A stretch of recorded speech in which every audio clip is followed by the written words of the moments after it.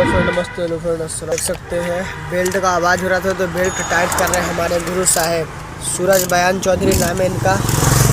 आपको काम करवाना होगा गैरेज में तो आ जाएगा आकांक्षा सेंटर्स 5,10,135 में।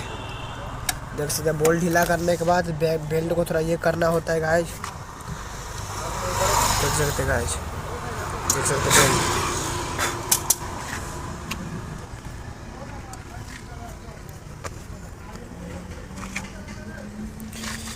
इस पे ना गाइज फ्रेंच चौक दिया जाता है। देख सकते गाइज बेल्ट पे फ्रेंच चौक दे रहे हैं किस तरीके से गाइज। बेल्ट में आवाज़ नहीं होगा, ये रहा इसका फ्रेंच चौक।